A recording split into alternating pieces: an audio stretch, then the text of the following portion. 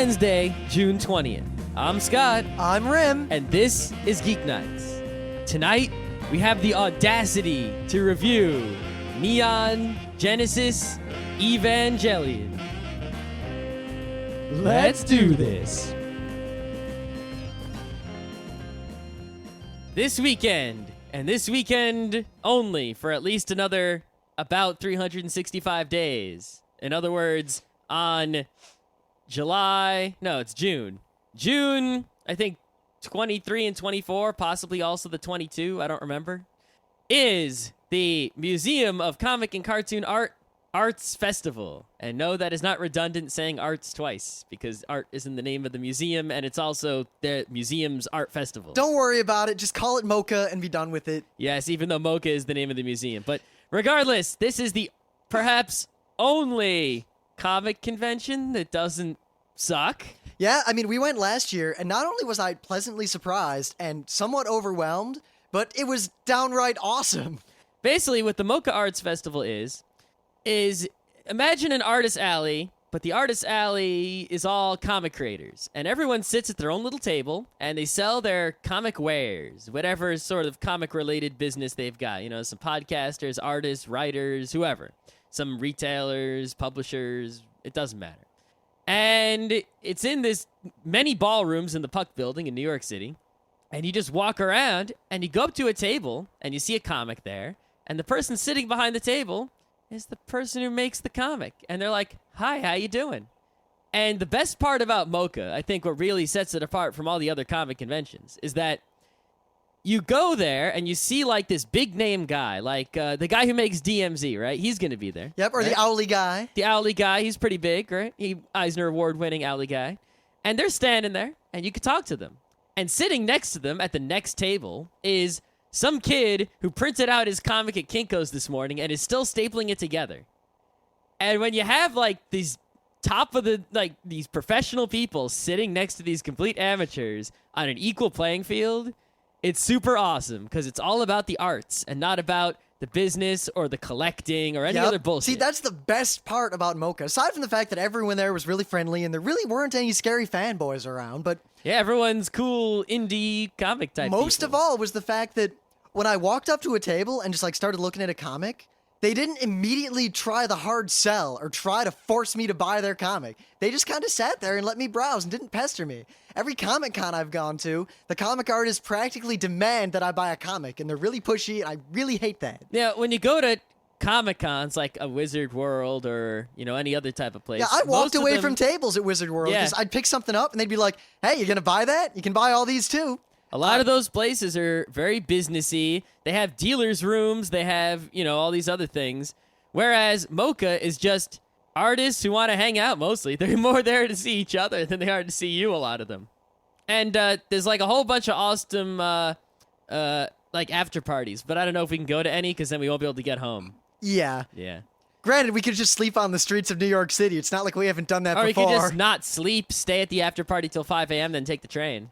Yeah. I think I'll wait one more year. We've got enough crap to deal with regarding cons this year. I know. I mean, Otakon, I'm not going to say much, but it's still not all set in stone, and it's getting down to the wire. Yep, so this Saturday, pretty much all day, I'll put a link to the website about the arts festival. It's not even a convention, it's an arts festival, in the front of the website, in the show note, whatever thing, where we usually put the news and things of the day.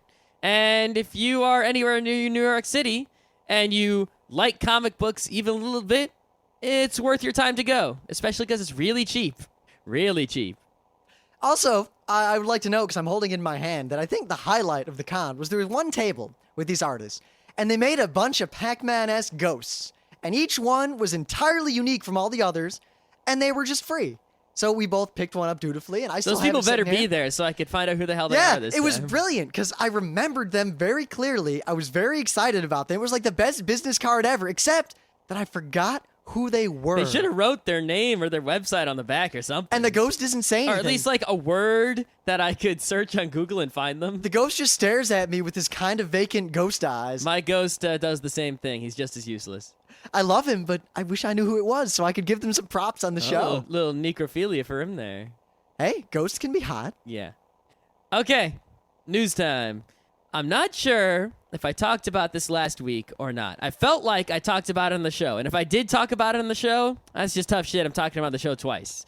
But, because I've talked about this with, like, everyone here, like, 10 times. And I didn't see it linked to on our website, so I assume I did not talk about it. We have this problem more and more where we'll talk about something independent of the show, and then we'll do the show, and we won't remember if we talked about that on the show or not. Because as much as you might not believe it, the way we talk on the show is almost exactly the same as the way we talk to each other in person. Yes. So there's a new anime that's on TV called Bokurano. And it's hot. It's like their favorite show now. I think we talked about the show in a previous episode. In fact, I know we talked about the show. To use a Dave and Joelism, it's the business. So if you want to know about the show, we did a previous episode, and you can go look it up or whatever. But the story is the original mangaka, Morihiro Kito, who also made Shadow Star Narutaru and Vendemiaire no Tsubasa.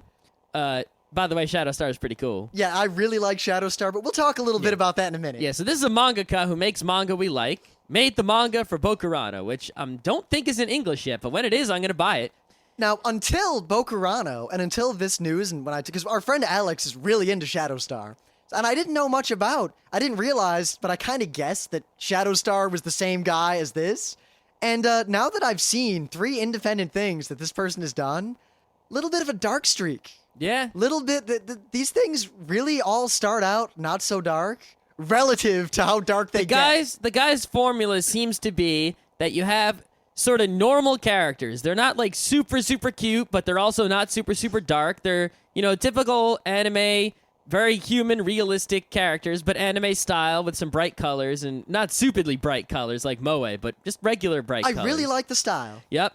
Then he throws in like one cute thing, like some like star, or what's the guy's name? Dung beetle. Yeah, dung beetle, right? Some weird creature that's pretty cute and strange. And then he throws in some incredibly dark actual plot that's like a big, dark, evil robot. Oh, it's actually freaking scary. And it's a little worse. I mean, Sailor Moon starts out light and gets kind of dark as it goes on and darker. This starts darker than Sailor Moon ends, and you think, all right, I'm comfortable with this level of darkness. And much like Now and Then Here and There, it's just a rocket straight down. Yeah, I think the reason that his darkness works really well is because other shows in manga, they're just dark, like off the bat, and it's just like black all the way across. Yep, This guy maintains this contrast between the cute creature, the normal-looking characters who you can relate to, and this dark backdrop, and the contrast is very unsettling. Yes. Plus, the characters are generally so realistic and normal with normal problems, and they have normal emotions, and they react to things kind of the way you'd expect people to react, and it's just really, you don't feel like it should be as dark as it is, and even if you know it's coming, it takes you off guard a little bit. Yep. All right. So this guy, the mangaka, right? He wrote this manga, and a guy named Horiyuki Morita, who is the director of The Cat Returns, so he's not a bad director. He is directing the Bokurano anime, which we were enjoying as we were watching it, and I guess we're still watching it, which is coming from Gonzo, which, Gonzo. So we know that at least the first half is going to be awesome. Yeah. Well, it's been awesome so far, but this news story is that the director of the anime does not like the direction the manga went into, and he asked permission from the manga creator if he could change it. And if you know the plot of Bokurano, you could pretty much guess what's being changed and whatnot, and it's... Yeah, apparently the guy making the anime has somewhat of a problem with just killing children indiscriminately. Yeah. Who would have guessed? Who would have guessed? So, while this doesn't necessarily... I know a bunch of people can be screaming, like, blah, blah, blah, now that anime sucks, not gonna watch it, blah, blah, blah. Actually, I got two feelings on it. One feeling is that this is kind of good because now, when the anime and the manga are exactly the same, there's no point in doing both. That's why I didn't really watch the Death Note anime. Even though I really like the Death Note anime, it's just, I know the story. Unless it deviates, all I'm going to watch are like the I'm going to watch the scene where someone shoots at someone with a sniper rifle from a helicopter. Yep. And it's like, in the Death Note anime, I've heard it's exactly the manga. So what am I missing if I read the manga? Nothing. I have better things to do with my time. It would have been kind of cool if I hadn't read the manga. Death Note would probably be my favorite anime right now. Yeah. But at the same time, I know the story of the manga, at least the general premise, and if that premise is sort of what drives the show, and if that premise is gone, I really wonder what they're going to do, and I wonder if it's going to be good or not. I really like the condition that the mangaka put on the anime person in terms of if they're allowed to do what they want to do. And he says you can do it as long as you don't use magic. So he can't just kind of Deus Ex Machina, and everything's great. He has to kind of figure a way out. And if anything, we've talked a lot about how oftentimes the most creativity comes out of constraints and limitations. And I have a hope that the director of the anime might go in a really interesting direction, and that now I'll be able to read the manga and enjoy it. And I actually really want to read it now that I know that it's I'm looking for it. Yeah. As soon as it comes out, I'll be on it. Yeah, sadly, the Narutaru anime, or manga at least, kind of got cut off when everyone realized just how dark it gets. If we had enough money, and if anyone would donate us enough money, we'd probably buy it and then translate it. Oh, probably, yeah. Yeah. Anyway, it's going to be interesting to see if the anime starts to suck as a result of the director not liking what the story is. Yeah. Or if the anime is actually good but different from the manga. All I know is what I've seen of the anime so far, I really like. Yep, me too. So, I mean, that and Claymore are the only things I'm watching, and even Claymore is starting to fall off. Even though I love it, I just don't have time. I'm watching the two Terrors on the train. Yeah, I'm going to have to catch up on that later. That's actually good because it doesn't really deviate. It does, but it's sort of just, they add a whole bunch and they really flesh out because they only had 3 volumes of manga to work with. So they make up a whole bunch of stuff to fill in the gaps, but it's not meaningless stuff, but it doesn't change like the main happenings of the plot, really. Yeah. Plus, I'm spending all my time finally watching the rest of Gankutsuo, which I'm a big fan of. Tell me when you get to like the last 2 DVDs. All right, because I only watched like 23 episodes. Here's how sad it is. I just got up to the point at which I stopped watching the fan subs when they were coming out. Oh. Which is when Haiti almost falls off the ledge in the balcony at the opera. Okay. Like, that was the last episode I'd seen, and I just watched it again. So now I'm really pumped to watch the rest. All right. Yeah, tell me when you get to the robots. Yes. So anyway, now there has been some talk about this golden ticket going on at Anime Expo. And frankly, I want to wait until there's a lot more information. And I might even wait until after Anime Expo to talk about that. Because I'd like to be able to say how it went in addition to how I feel about it. But I did notice this interesting story, and I just want to bring it up because it's kind of related to us a little bit. But here on Anime News Network, it turns out that Lionsgate is reanimating Speed Racer, which a lot of people knew. And apparently they're doing it with Animation Collective, a New York animation studio. And it just so happens that Emily worked there for a while. I think that's it. Yeah, and they're pretty cool. Also, I was reading this news, and I find it interesting that they very pointedly say, I'm just going to quote this here, this 2008 reincarnation features the original Speed Racer's son. Now here's the part that bothers me. Who drives a non-gas guzzling Mach 6. Now, why would you bring that up in a news article, for one? That has nothing to do with the story at all. Because the story here is the animation studio and everyone that's doing it. Not, hey, it's a hybrid car or whatever. And 2, is this really just like Waterworld where the bad guys happen to be smokers and they smoked cigarettes? Oh no, as they smoke cigarettes, they're bad guys? Is this some sort of heavy-handed, unsubtle environmental message as opposed to the much more subtle and awesome way that, say, Miyazaki would do that? It's stupid. Yeah, regardless, I'm kind of interested in this because I kind of like Speed Racer, but I like the idea of Speed Racer more than I actually like watching Speed Racer. Yes, actually, reading this news story reminded me, so when I got home, I watched the English Speed Racer opener, and I watched the original Japanese Speed Racer opener, which I realized I'd never seen. And first of all, the Japanese Speed Racer opener is much longer and includes a lot more stuff, like this big scene of driving through the wilderness with these animals and elephants. How much longer? What, it's like 20 minutes long? Like a long? whole minute longer. It's crazy. And the song, you can tell how they derived the English song from the Japanese one, but the Japanese lyrics and singing is, I enjoy that more because it's, got those Japanese guys singing in there, the way they sing for old giant robot shows and stuff. I really like that kind of music. Me too. But even though I know in my heart that it's kind of lame, but that almost intensifies my like for it. Yep. But the thing is, The American opener starts out with that, and I really like that noise. That's a good noise. But the Japanese opener starts with like this cool jazz riff action, and it's hard to pick one. So, I don't know. I guess the Japanese version is better overall, but the American opener is not without merit. But the singing in the American opener, while that song, here he comes, right? While that song is, a classic, it's really corny. I just and remembered, painful to listen to. That just reminded me. Remember that Speed Racer Initial D music video? Yep. To that song? Yep. I was suddenly reminded of that. All right, sure.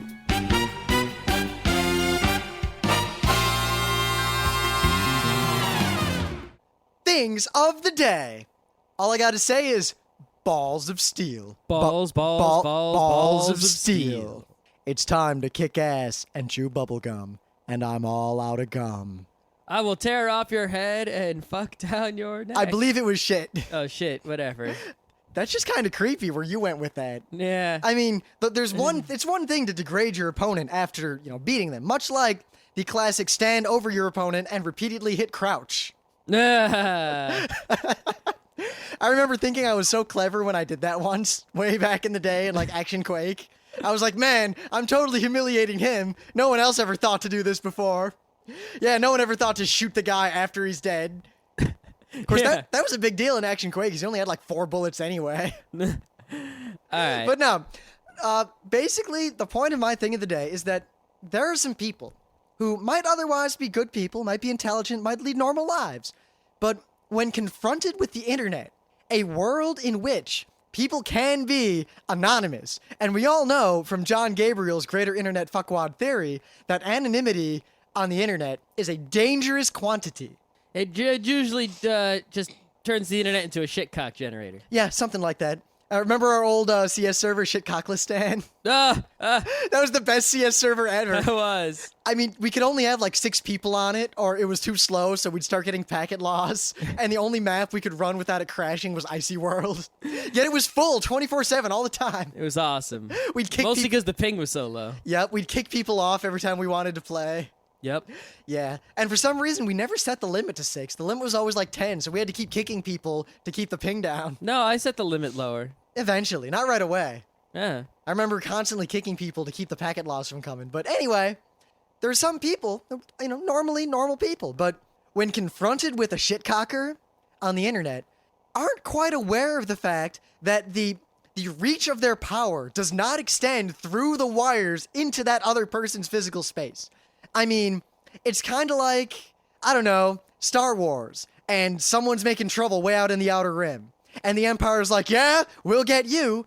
But it's going to take the Empire, like, months to get a fleet out there. They can't do anything to the guy making trouble in the Outer Rim. Especially if that guy has the Millennium Falcon, which is so fast that they'll be gone by the time the Empire gets there. Of course, that was probably a bad example because we all know that Vice Admiral Thrawn was out there kicking ass left and right. We do. I got to read those books someday. Yeah, most of what I know about Admiral Thrawn, I learned from Wikipedia and TIE Fighter. Yep. But there are people out there who just, when confronted with someone who is you're saying it for the 3rd time. I know. No, I'm going more specific. When someone's griefing them on the internet, they just can't take it. And it breaks down their AT field, and they just lose it. Now, this video, basically, someone makes a soundboard of Duke Nukem. And if you might remember, Duke Nukem doesn't have many things to say. Balls of steel. Balls of steel. And in Ventrilo, at least this Ventrilo server, which is obviously being run by some mother for like her son's clan somewhere, you can't seem to really tell who's saying what. So someone is logged in and basically being Duke Nukem. And he only says Duke Nukem things when this mother says anything. And it starts out kind of lame, but just bear with it, because once you realize how insane this woman is getting, it's quite entertaining. Why? First of all, what kind of piece of shit is Ventrilo that you can't tell who's saying what? TeamSpeak, you can tell who's saying what. So Ventrilo... Counter-Strike, I can tell who's saying what. Not that it matters, because they're all saying the same thing. Shut the fuck up, you faggot noob! But you can't tell who's saying what in Ventrilo, or... I don't know, I've never used Ventrilo, so maybe you can tell who's saying what, and this lady is just so stupid that she can't tell who's saying what. This lady exemplifies the set of steps that a person on the internet who doesn't realize that they're impotent against a griefer goes through.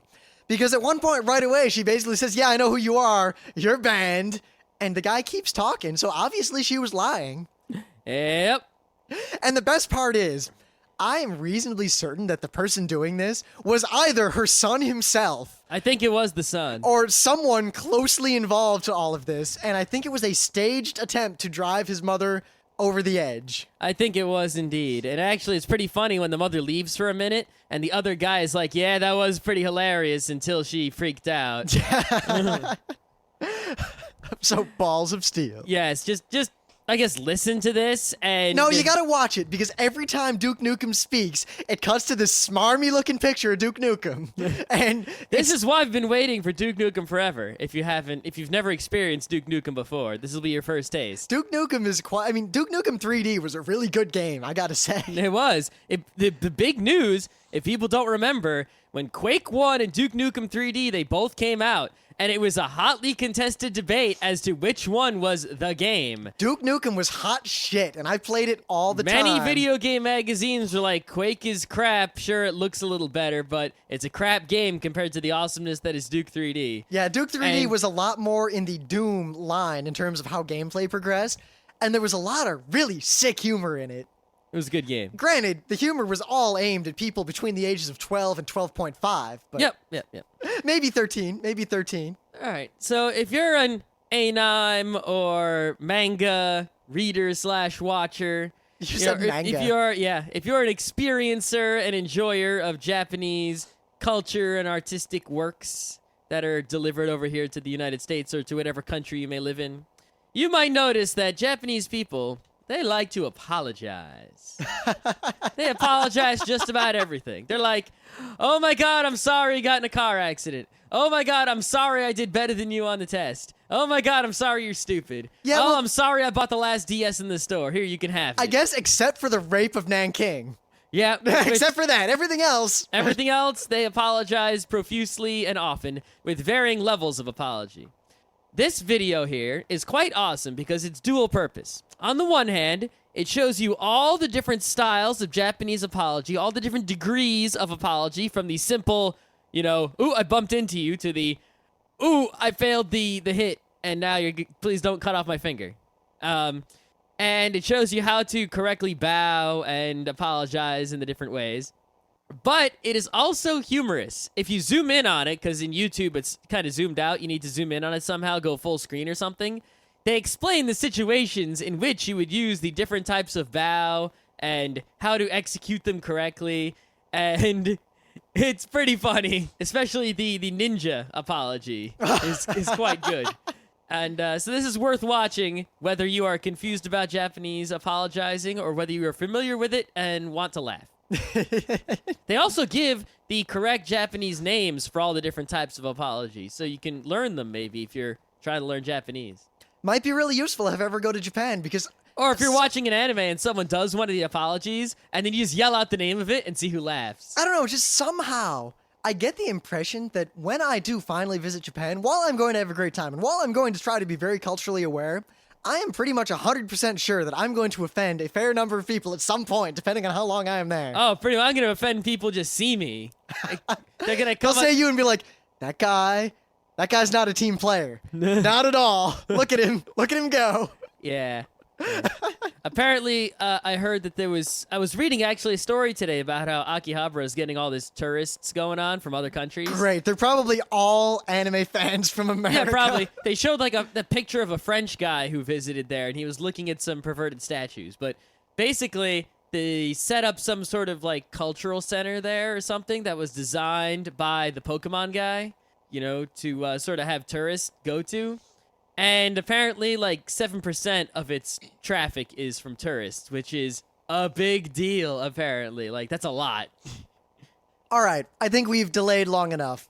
Every now and then, on a show like this, there's an episode that you'd expect us to do, a thing you'd expect us to talk about, and yet, much like the other podcasts or reviewers or whatever we know, we kind of hold out and wait to do these things, because you don't want to screw it up, and there's a lot to say, and a lot of people are waiting, I know a few personally, to jump all over us about anything we may or may not say over the course of it. Yep, and if you haven't noticed, I mean, there's probably some podcasts out there and that have, gone and done certain shows, that or manga that are super important and super popular. Yeah, I remember Daryl Surratt's gushing love fest before we talked about Do You Remember Love? Yeah. And not that it's not a good movie. I'm not a fan. I mean, I like Macross almost more than anything, but I like the TV show, and I'm not a fan of compilation movies, which is what Do You Remember Love is. If you like Macross, just watch the TV show. What's the point of that movie? If you don't have time. I guess, but it's worth your time. I skipped most of the middle of the TV show. Because you suck. Well, mostly because you watched it when I wasn't home and I gave up. Yeah, I'm going to watch it again soon, someday. But no, tonight... And I can't wait for the argument. I think our friend Conrad in particular is going to jump down our throats in a second. He's been waiting for this forever because we have differing opinions. Is he really? I didn't think he was a fan. He has the exact opposite opinion of the show that we do. Really? Pretty much step for step. Uh-huh. Tonight, we are going to talk about Shinseki Evangelion, a.k.a. Neon Genesis Evangelion, one of the most popular anime, one of the iconic anime in America. This thing's like 12 or 13 years old. One of the most important anime ever in terms of anime histories and modern animes. Now, before we continue, no spoilers, don't worry. We're reviewing this like we review anything else. We're not going to spoil anything. We're not going to talk about what happens. We're just going to, talk about what the show is, why we like it, what we didn't like about it, all those normal things. And maybe a lot of information about the show because it's kind of hard to set the record straight on some things. Granted, not plot-related things, but like what episodes do you watch kind of things. Yes, particularly in the end. Yes, and then we have very confusing end. We have to mention something about the movies and the other movies and the re-releases of the movies. And the manga and the potential live action and the video games. The potential live action that's been potential for like a decade. Yep. And two, part of the reason we're reviewing this now is that way back, well, after we did our Final Thoughts episode on Big O2, a lot of people were clamoring for us to do more Final Thoughts episodes. And our thinking was we really don't want to spoil a show that a lot of people haven't seen, because then they either can't listen to our episode, or they have to just let the show be ruined. So as a result, we're reviewing Ava, partly so that in a month or so, when everyone who wants to see it has had a chance, we can do our final thoughts. And also, because I haven't seen the show in 4 years, and I have to watch it again to do a final thoughts. Yes. But actually, it's good, because we know a lot of people who haven't seen Ava. And also, by not having seen it just now, it's not going to be easy to go off on specific plot tangents that we really don't need to be talking about. Yeah, you can't really worry about me spoiling anything, because I haven't seen this show since college. In college, I think freshman year, I watched it all the way through on VHS, and then we marathoned it again later. And that's all. I've only ever seen the whole thing twice on VHS, and that's it. Well, you can spoil Ava, but in the same way that you can spoil any show that has something so unbelievable happen at the end. Yeah, but I mean, it'd be difficult for me to spoil it, if I wasn't trying to, is what I'm saying. Yeah. It's not like I could slip up and be like, oops, I forgot that was a secret. Yep. But anyway. I probably just forgot it, period. Ava, whether or not you like it or you hate it, you think it's brilliant, you think it's crap, I just want to keep in mind while we talk about it that one, this came out a long time ago, and it set a lot of precedents. Yeah, a long time ago, as in less than 20 years ago. Oh, you mean ancient times. Like the 90s. I mean, back then there were dragons as far as we knew in most of the world. But a lot of the things that people say, oh, Ava's so cliche, it really set a lot of precedents. And even if you don't like Ava, you at least have to admit that Ava is a very important anime in terms of how anime has evolved. Now, Ava was directed by an interesting fellow named Hideaki Anno. We're not going to talk about the story behind him. If you want to know more about that, check out Anime World Order. They'll go into great detail about that sort of thing. Suffice to say, the man is either brilliant or insane. Or both. Probably both. Yep, he's one of those evil, mad genius kind of guys. Yeah, and despite his nuttiness, I think that he is one of the main reasons that Ava is what it is, regardless of how you take that. Well, like any other evil genius, they invent some crazy evil robot or something, and the robot is really cool, but the actual evil genius is someone you never want to talk to. So, very briefly, because I think a lot of people have seen Ava, but just in case you haven't, The story is actually fairly simple in terms of what is going on the face value. What is the plot? The seed of the plot. Okay, here's the story. You ready? You have this Earth, and you have this city. And on Earth, there's some people living in this city. I think you can start a little bit less broad than that. Okay. I think and basically, I think you're going to explain this really badly, so I'm going to stand by to re-explain it. These people have some robots. And the reason they have robots is because they're under attack by these angels. But they're not angels with winglings and, Cupid bows and arrows. They're just giant, horrible monsters that come from the sky sort of randomly. And in each episode, or in most of the episodes, an angel comes down, so they get in their robots, and they have to fight it off, or else it's going to destroy their city, and it's not going to be good. Okay, so basically, normal Earth, fast forward a little bit, technology's advancing, about modern times is when it's really set.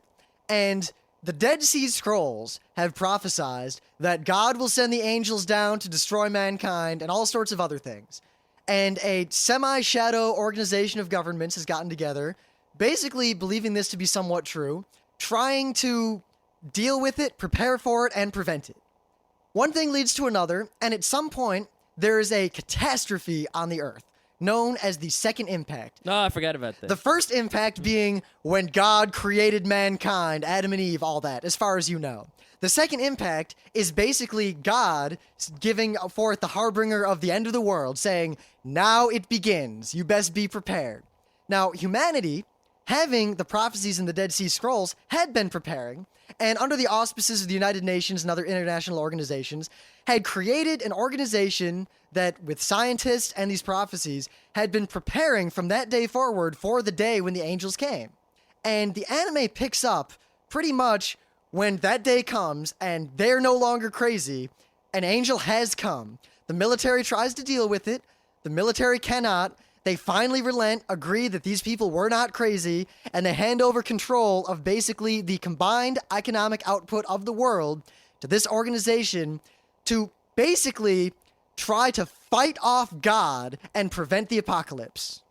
Yeah, but you don't find that out until... Well, you kind of do. They pretty much, that's what the plot is, and you know what's going on. It's actually a lot more complicated than that. There's actually, 10 different organizations, and there's all sorts of politics, and it turns out that the Jews were behind it. Yeah. Not really, but kinda. The thing in the show is that they hardly ever say anything right out.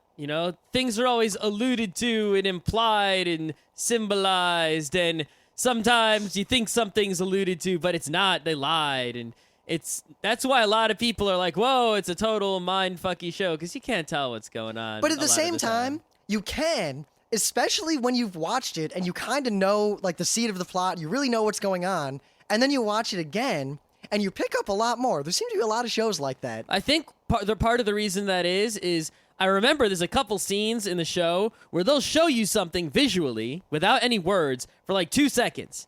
And if you see that in whatever place and time that it appears, that tells you a whole bunch of stuff that you didn't know otherwise. And if you miss that, you miss out on a whole bunch of information that shines a lot of light. So, well, that one scene, this isn't a spoiler or anything. On the aircraft carrier? Yeah, or with the suitcase? Yep. And they show you what's in the suitcase for 2 seconds. And if you see it, you go, oh, but if you don't see those 2 seconds, if you blink, you just missed out on a whole thing, and now you're not going to understand stuff that happens later. I mean, basically, the way the show seems to work in terms of that sort of thing is that all the information is there. Nothing actually comes out of nowhere. It's not like there's Deus Ex Machina or just suddenly, oh, well, it turns out that blah, blah, blah. It's all there, but they show it to you kind of in the sense that the characters involved wouldn't have noticed. These are things that wouldn't have been easy to spot in the heat of the moment, but they're just there kind of setting you up so that these things don't come out of nowhere. And also, it's not like you see it and you think, oh, I know what's going on. It's more you see it and you think, why would he have that? What? What's going on? I don't like this one bit. Or like that scene when Rey's got the Spear of Longinus and then stabs that thing that was crucified somewhere. Yeah. And you don't find out what that was about for a long time. But once you do, because that's the thing, later on in the show, something big will happen. And you'll think back, you'll be like, wait a minute, but I saw her stab that thing with the Spear of Law. Oh, that's what that was. Whoa. Dun, dun, dun. And there's a lot of that. Now, we've given you the backdrop of the show. The way the show actually progresses, the story within this plot, is that there's a young boy named Shinji Ikari, and he is a loser.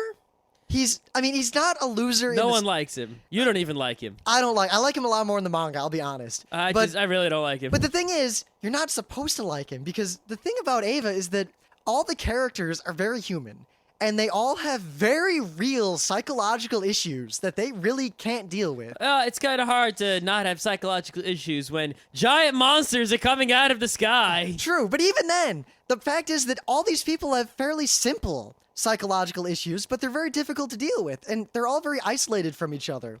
And I think part of what makes Eva great is that there's all these characters, and if at any point anyone had talked to anyone else about their problems or opened up at all, almost every problem that happened in the show could have been averted.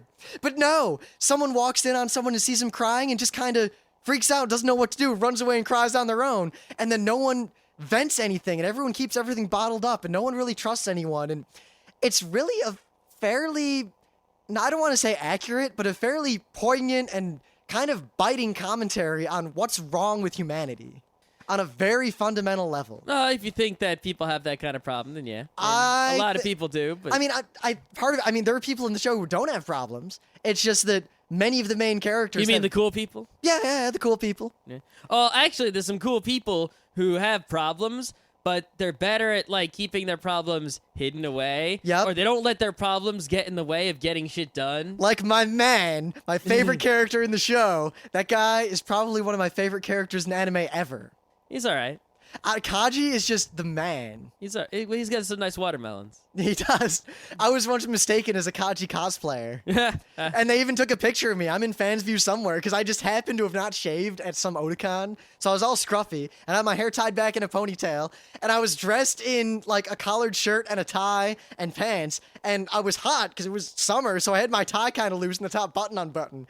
And some guy walks up, he's like, "Hey, nice Kaji cosplay." And he takes a picture. And I'm like, "What?" But the story is Shinji Ikari, this kid, is the son of one of the men who is running this organization. And for reasons, I don't really want to get into the nitty gritty of it, but basically, he gets embroiled in all this, along with a lot of other children, because it just so happens that the people who are able to pilot these devices, these Evas, these robots, have to have been born pretty much at a certain time. Like, there's this window where kids were born, and these people are the only people who have the capacity to pilot the robots.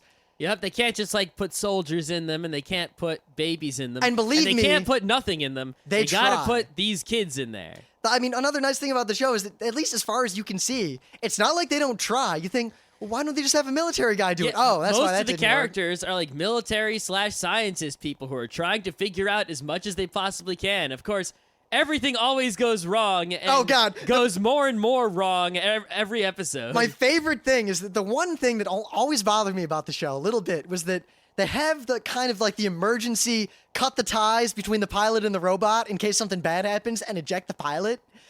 And I guess it worked in training or whatever, but in the course of the show, it never works once. And every time they try to do it, it just doesn't work, and there's some sort of catastrophe. Yeah, it's like every single time there's a robot fight with a robot and an angel, right? They'll be sitting in the bridge. I guess it's not really a bridge because it's not a ship, but it's like the war room where all the displays and controls are for everything. You know what? It's the best war room ever. It's a pretty good war room. I mean, I've been to NASA. NASA looks really small, actually, but they've got all these freaking lights and things, and every time there's a fight, right? Always the worst possible thing happens. It's like, warning, warning, warning. Oh my God, extreme system failure over there. Oh, everything's exploding. It's overheating. God knows what's going on. We're running out of power. Well, God does know what's going on because he's kind of behind it all. But everything goes as wrong as it can every single time. And whatever they try to do to fix it never works. And it's like, why do they even bother with these computers? They just don't do anything. However, while you might think that, I do want to point out that part of the reason that seems so strange through much of the show is that you don't know what's really going on too much, and you kind of take a lot of things at face value.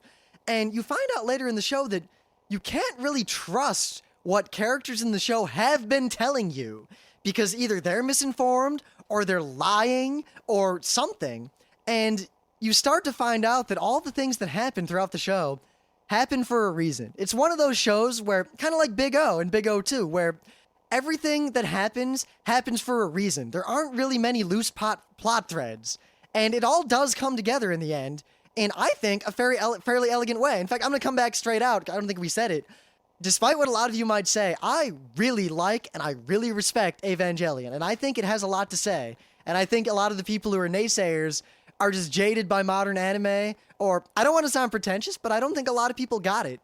Or they, at most, and I will respect this opinion, and we'll get to this, I think a lot of people feel a little bit insulted at how Eva presented the message. Because, the story is this kid gets embroiled in all this and politics and one thing leads to another. What the show really is the first 4 or 5 episodes are, check it out, we got a robot show. God sent angels to kill the world, giant robots, robot fights, action show. Check it out. Yeah, not only that, but a lot of these episodes, for half the episode, they won't even have any god or robots or anything going on. It's Misato with her pet penguin. It's like people getting drunk, hanging out with pet penguins, and having all kinds of fun playing DDR and who knows what else. Man, Misato, she has 2 fridges in her house, one for food and one for beer.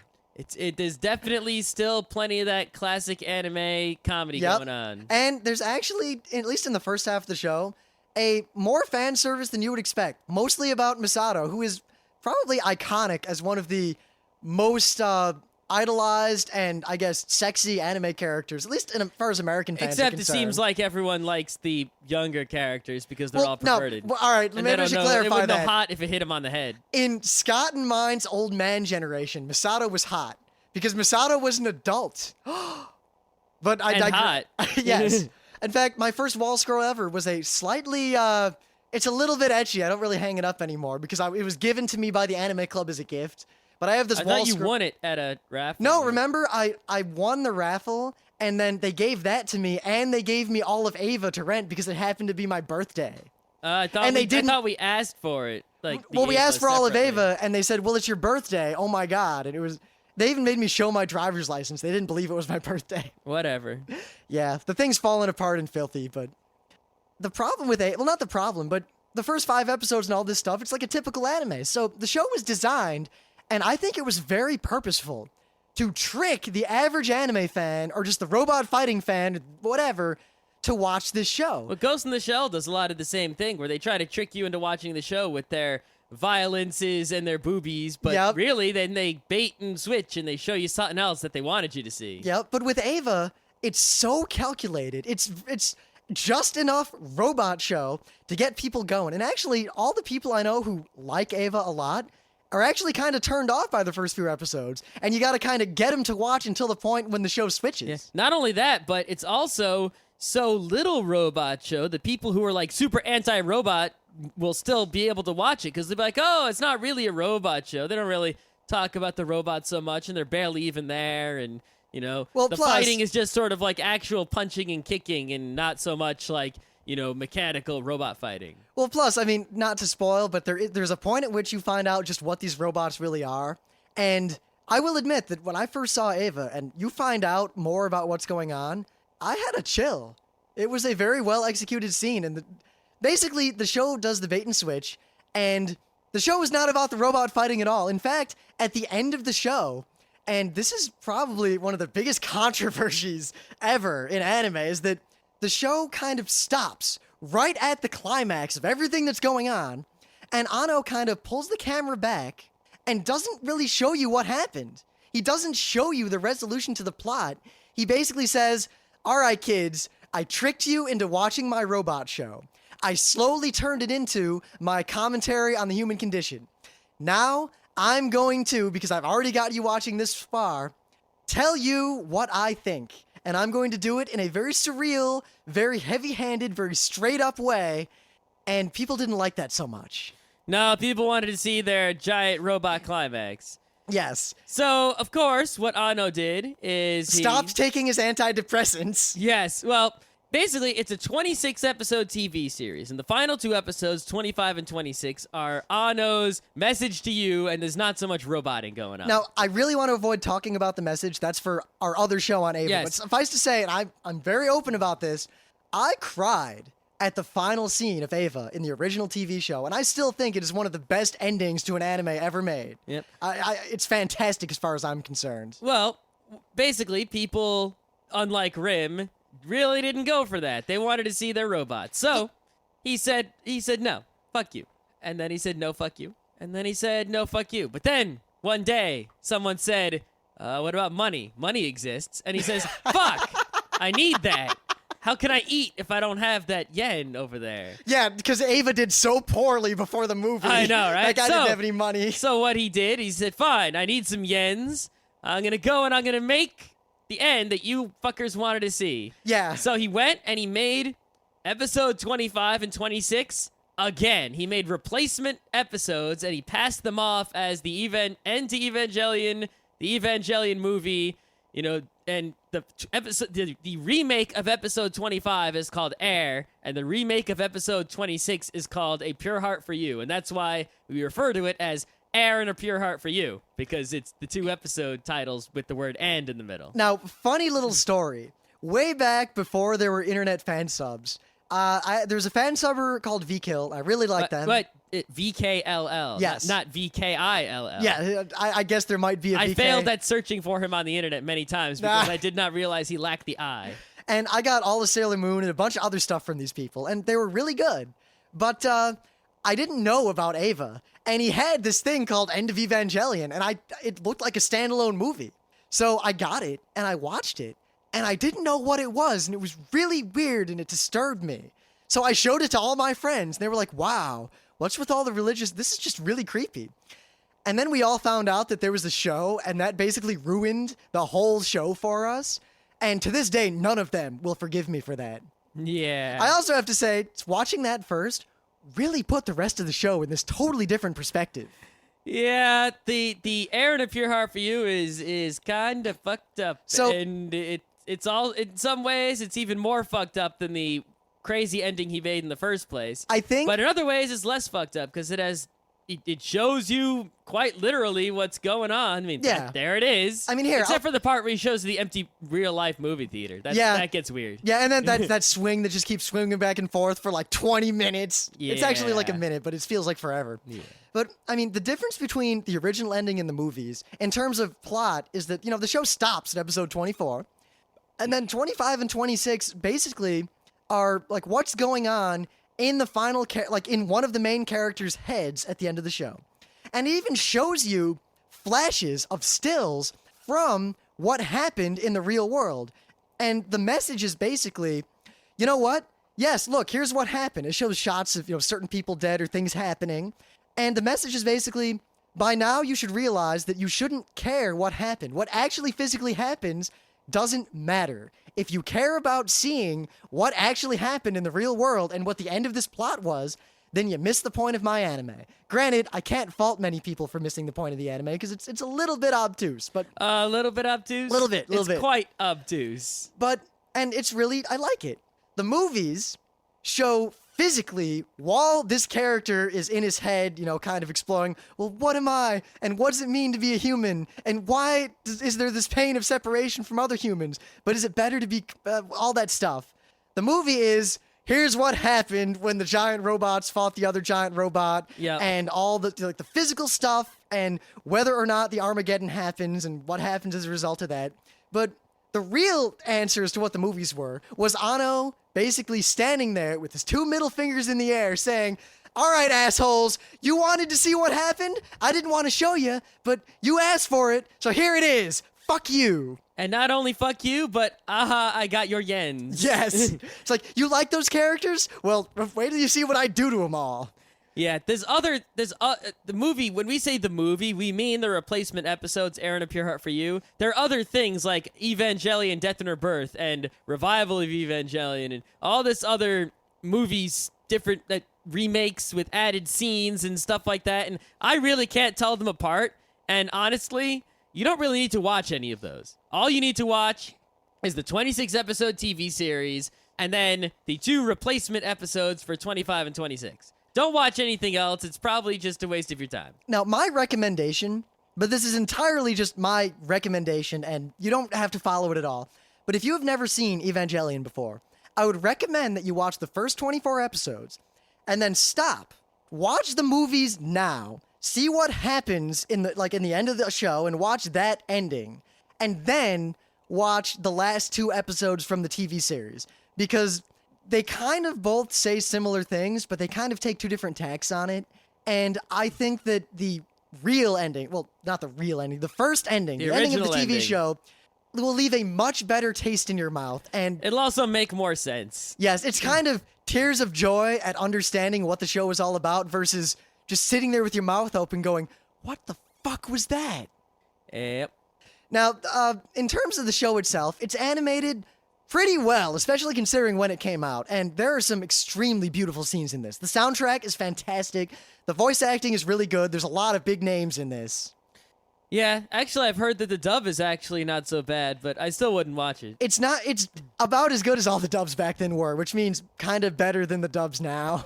Yeah, I guess it was done by it was ADV in the 90s, so whatever ADV was like in the 90s, that's what this was like. Yep. And I gotta say, the symbolism and the scenes and the way there's so much symbolism in the show. It's kind of like Utena, where it just hits you over the head constantly. But I guess unlike Utena, it doesn't get crazy to the point of there's a flashing hand with the finger pointing at the symbolic thing on the screen to make sure you don't miss it. Yeah, but it's sort of weird because it's not like, they tell a completely normal story, but there's a hidden meaning that is hidden but doesn't interfere, because the symbolism does sort of interfere, and they do a lot of scenes which are just symbolic and not literal, and they are, and sometimes you can decipher them and sometimes you can't. There's a lot of allegory in Evangelion.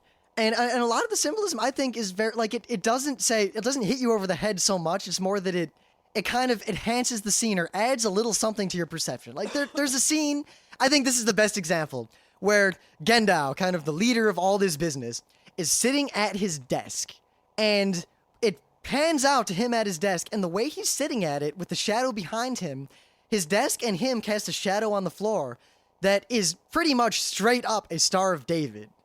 And simultaneously, there is this shadow from the crossbeams of the window, and as the camera moves, the crossbeams form a cross over his shoulder.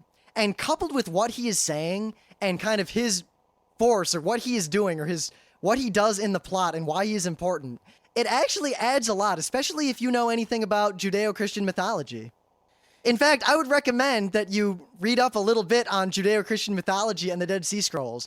The show will make a lot more sense if you do. Yeah, they'll show you a lot of things, and you might say, oh, it's the Tree of Life, oh, it's the Star of David. But what that means, you'll be like, oh, it's the Jew symbol. But if you don't know any more than that, then a lot of things will be completely lost on you that they're trying to say. Yeah, but if you read about, especially the Kabbalah, which, while it's obviously not true, it's really interesting stuff, and it's kind of neat.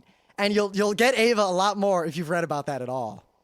Yeah, I guess that's, another reason why a lot of people are sort of, say they don't like Ava so much. Because even if they're the kind of people who like symbolic, meaningful, existential kind of stuff, this sort of requires this base knowledge and a lot of attention. You got to pay attention to everything and every second and every single thing on the screen in order to get all the pieces. And it's hard work. It's not easy to watch and get it. It's very difficult. But unlike some shows, like Utena, no matter how hard you try, you're not going to figure out what's going on until the very end. With Ava, you can get a very good idea if you just pay attention. And if you watch the show with the mission of, I want to know what's actually going on, you'll have a pretty good sense of what's going on near the as it goes on, and you'll start to figure things out. Because even though everyone talks about how crazy it is, most of the show is pretty straightforward. Hey, there's an angel coming. Hey, we're in school. Hey, there's a robot. Hey, should I go in the robot? I don't know. You go in the robot instead this time. Oh, I'm not doing so well in this robot fight. Whoa, she's hot. It's most of it is straightforward during the first half of the TV series. For 16 episodes, everything will make sense. Complete sense. Oh, he's doing that now. All right. Now, I'd like to talk more about the show, but honestly, I really don't want to spoil anything, and I don't want to, any more so than we already have, kind of poison the well of how you're going to take Ava, because much like all the shows like this, there are a lot of ways to take it and a lot of ways to interpret it, and I really don't want anyone to watch this show having some sort of preconceived notion as to what the show is trying to say.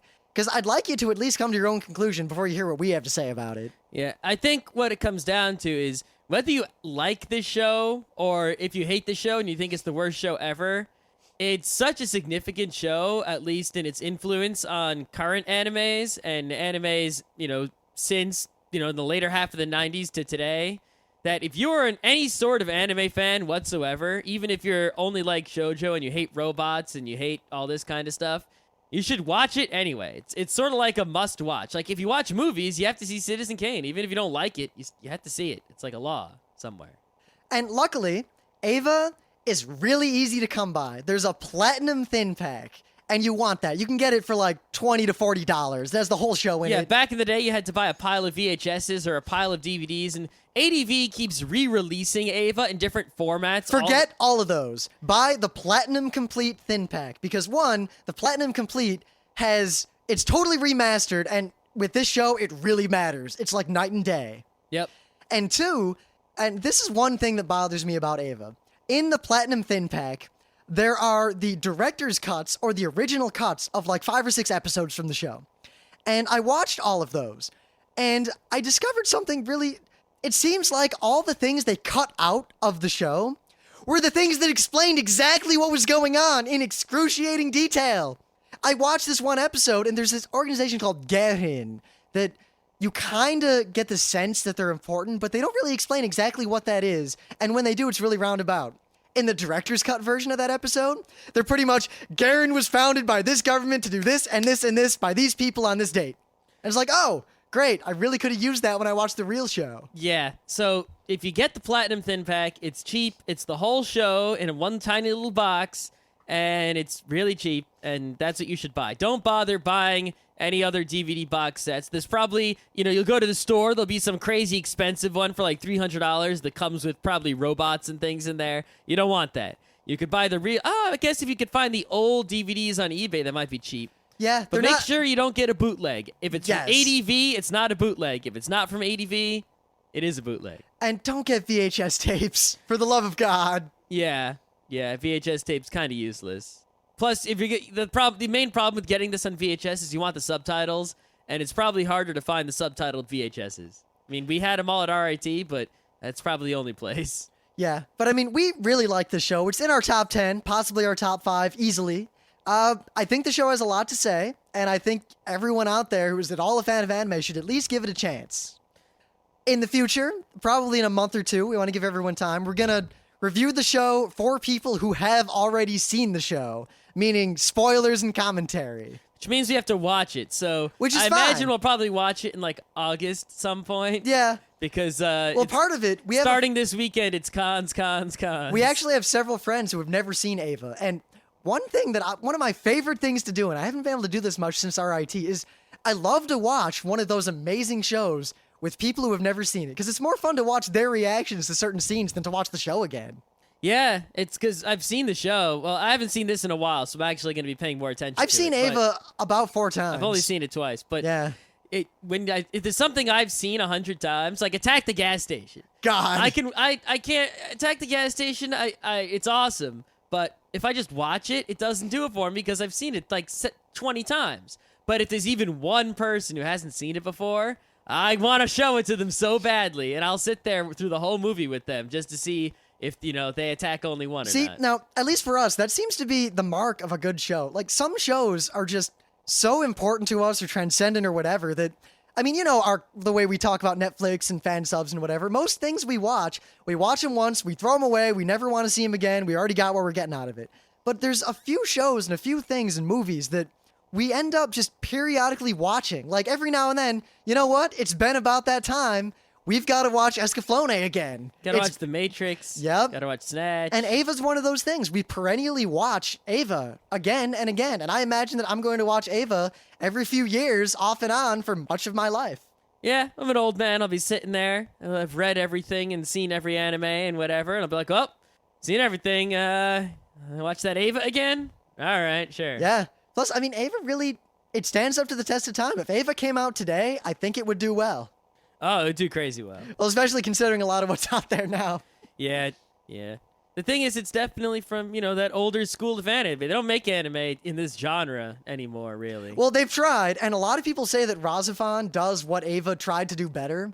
I watch Razafon. It is definitely in the same genre, but it's also definitely different, even though at times they're directly poking fun at Ava. And, well, I guess we could actually do a whole episode on Razafon/Ava. Yeah. Yeah. We could do a whole episode on just all the shows that pay homage to or otherwise make fun of Ava. Yeah. But, yeah. If you like Ava, you should probably watch Razafon. Yeah, and also, if you like both of those shows, watch Big O solely so that you can watch Big O 2. And you might think, what, are you crazy? Because Big O is about a giant robot who punches other giant robots in the face. That's why Big O's awesome. Big O is one of my favorite anime, but seriously, Big O, much like Ava, takes a turn and goes in a direction you wouldn't expect. Ava with Batman. Yes! All right, I think we're done. Are we done?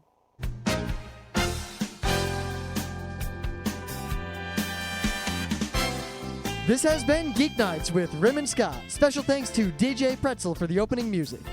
Be sure to visit our website at www.frontrowcrew.com, where you'll find show notes, links, our awesome forum, a link to our Frapper map, and links to all the RSS feeds. We say feeds plural because Geeknights airs 4 nights a week, covering 4 different brands of geekery. Mondays are science and technology. Tuesdays, we have video games, board games, and RPGs. Wednesdays are anime, manga, comic nights. And Thursdays are the catch-alls for various rants and tomfoolery. You can send us feedback by email to geeknights@frontrowcrew.com. Or you can send audio feedback via audio. Just click the link that says Send Me an Audio on the right side of our website. If you like what you hear, you can catch the last 100 episodes in iTunes or in your favorite podcatcher. For the complete archives, visit the website, which has everything. Geeknights is distributed under a Creative Commons Attribution Non-Commercial Share-alike 2.5 license. This means you can do whatever you want with it as long as you give us credit, don't make money, and share it in kind. Geeknights is recorded live with no studio and no audience. But unlike those other late shows, it's actually recorded at night.